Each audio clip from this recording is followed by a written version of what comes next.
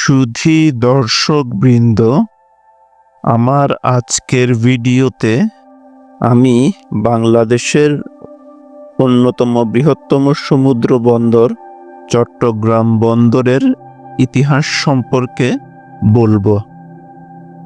চট্টগ্রাম বন্দর চট্টগ্রামের অন্যতম পরিচিতি। চট্টগ্রাম মহানগর বিশ্বের কাছে বন্দর নগরী হিসেবে পরিচিত। চট্টগ্রামের মতোই প্রাচীন চট্টগ্রাম বন্দরের ইতিহাস।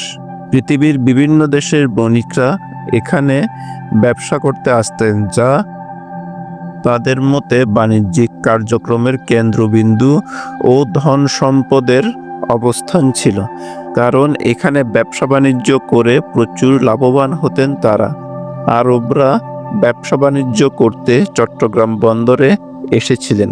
তারা ব্যবসার সাথে সাথে এখানে ধর্ম প্রচার করতেন।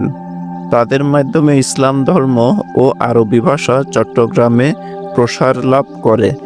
আরবের প্রসিদ্ধ পর্যটক ইদ্রিসি 1153 সালে চট্টগ্রাম বন্দর পরিদর্শন করেন এবং চট্টগ্রামকে কর্ণফুল নামে আখ্যায়িত করেন। 1405 সালে চীনের রাষ্ট্রদূত চেঙ্গু চট্টগ্রামে অবস্থান করেন এবং মন্তব্য করেন, এখানকার অনুকূল আবহাওয়াময় পরিবেশে যে কোনো লোক 20 দিনের মধ্যে সুমাত্রা থেকে চট্টগ্রামে গমনাগমন করতে পারে। ভাস্কো ডা গামা কর্তৃক ভারতবর্ষের জলপথ আবিষ্কারের 35 বছর পর মার্টিন আলফোন্সো ডি মেলো ভামাইটির নেতৃত্বে 2000 সৈনিক ভর্তি 5টি জাহাজ নিয়ে পর্তুগিজরা চট্টগ্রামে প্রবেশ করে। সিই পেরিস ডিসপোয়ানের মতে 1538 সালে পর্তুগিজরা 9টি জাহাজ নিয়ে চট্টগ্রামে আসে এবং এখানে তাদের স্থায়ী মিশন গড়ে তোলে। অন্য তথ্যসূত্রে 1517 সালে ইউরোপিয়ানদের মধ্যে পর্তুগিজ ব্যবসায়ীরাই প্রথম বন্দরে আসে। ডি ব্যারন 1532 সালে লেখেন যে ভারতবর্ষের বাংলা রাজ্যের চট্টগ্রাম একটি সম্পদশালী শহর, কারণ চট্টগ্রাম বন্দর প্রাচ্যর সামুদ্রিক বাণিজ্যর শহরের চাহিদা মেটাত।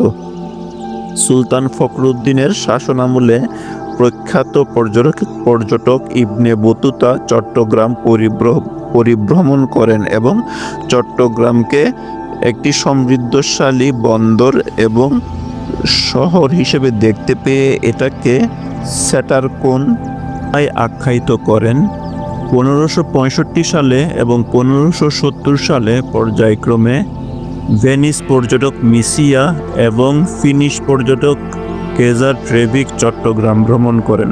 তাদের ভ্রমণ কাহিনী থেকে জানতে পারা যায়, ওই সময় চট্টগ্রাম বন্দর একটি উন্নতশীল বন্দর হিসেবে চিহ্নিত ছিল।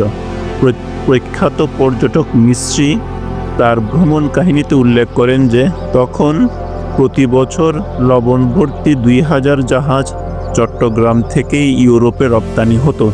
চট্টগ্রামে জাহাজ নির্মাণের বিভিন্ন উপকরণাদি পর্যাপ্ত পরিমাণে পাওয়া যেত। তুর্কি সুলতান চট্টগ্রামে নির্মিত জাহাজ সস্তা দামে ক্রয় করত। গৌড় সাম্রাজ্যের প্রবেশদ্বার ছিল চট্টগ্রাম বন্দর। ভৌগোলিক অবস্থান এ বন্দরকে সম্মান এনে দেয়।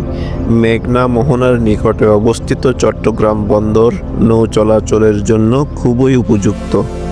গৌড়ে যাবার প্রথম জলপথ ছিল মেঘনা নদী, অন্য পথ ছিল হুগলি হয়ে।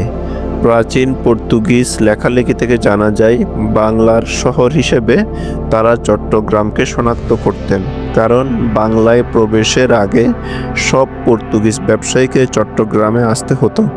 পর্তুগিজরা চট্টগ্রামকে পোর্তে গ্রান্ডি অর্থাৎ বড় বন্দর আখ্যায়িত করেছিল। অবশ্যই গৌড় রাজ্যের পতন ও পর্তুগিজদের হুগলিতে কারখানা স্থাপন চট্টগ্রামের বাণিজ্যে অন্তরায় ঘটায়। এছাড়াও চট্টগ্রামকে নিয়ে তখন চলছিল মোগল ও মগদের মধ্যে লড়াই ও সেই সাথে পর্তুগিজ হানাদারদের বঙ্গোপসাগরে ডাকাতি। এইসব কারণে তখন চট্টগ্রাম বন্দরের আন্তর্জাতিক ব্যবসার অবনতি ঘটায়। বন্দর পরিচালনার জন্য 1887 থেকে 1888 সালে একটি ট্রাস্ট গঠিত হয়। ট্রাস্ট গঠনের সাথে বন্দরের কার্যক্রম পরিচালনা করতেন বন্দর অফিসার, যিনি ছিলেন কালেক্টর অফ কাস্টম।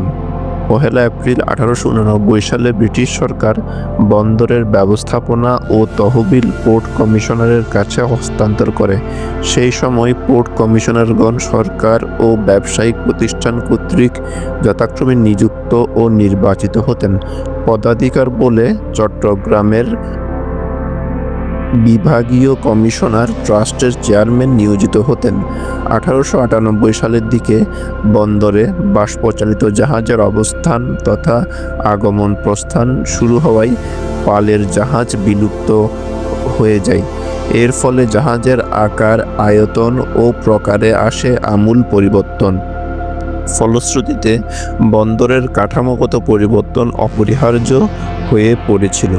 1890 থেকে 1895 পর্যন্ত আসাম বেঙ্গল রেলওয়ে চট্টগ্রাম বন্দরকে রেল সংযোগ করার জন্য সরকারকে চাপ দিতে থাকে। 1900 থেকে 1910 পর্যন্ত আসাম বেঙ্গল রেলওয়ে সামুদ্রিক জাহাজ ভিড়ানোর জন্য অতিরিক্ত আরও 3টি জেটি নির্মাণ করে। মোট 4টি জেটি দিয়ে বন্দর পরিচালনায় এক অংশ একইভাবে পোর্ট কমিশনারের হাত থেকে রেলওয়ের নিয়ন্ত্রণে দেওয়া হয়। এই দ্বৈত ব্যবস্থাপনা 1960 সালের 30 জুন পর্যন্ত কার্যকর ছিল।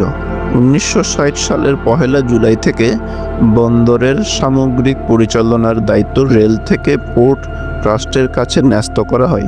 1947 সালে পাকিস্তান স্বাধীন রাষ্ট্র হিসেবে প্রতিষ্ঠিত হলে পূর্ব পাকিস্তানের আজকের বাংলাদেশের একমাত্র প্রবেশদ্বার হিসেবে চিহ্নিত হয় চট্টগ্রাম বন্দর।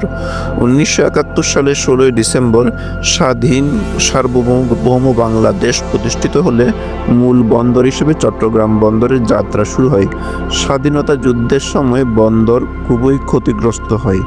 সোভিয়েত ইউনিয়ন সরকার ও বন্দর প্রশাসনের আন্তরিক প্রচেষ্টায় ডুবে যাওয়া জাহাজ উদ্ধার ও মাইন অপসারণ করা হয়। 1971 সালের 16 ডিসেম্বর থেকে ডুবে যাওয়া জাহাজ ও মাইন থাকা সত্ত্বেও অতি প্রয়োজনের তাগিদে বন্দর খুলে দেওয়া হয়, অর্থাৎ সাবধানতার সাথে জাহাজ চলাচল অব্যাহত থাকে। বন্দর প্রশাসনকে কার্য উপযোগী করার জন্য 1914 সালে পোর্ট অ্যাক্ট রহিত করে 1976 সালের সেপ্টেম্বর মাসে এক অর্ডিন্যান্সের মাধ্যমে পোর্ট অথরিটি করা হয়, যার চেয়ারম্যান সার্বিক পরিচালনার দায়িত্বে থাকেন। সুধী দর্শকবৃন্দ, আমার আজকের এই ভিডিওটি এখানেই সমাপ্ত হলো। যদি আমার ভিডিওটি আপনাদের ভালো লাগে তাহলে আমার ভিডিওটিতে লাইক এবং কমেন্ট করবেন এবং আমার চ্যানেলটিকে সাবস্ক্রাইব করবেন।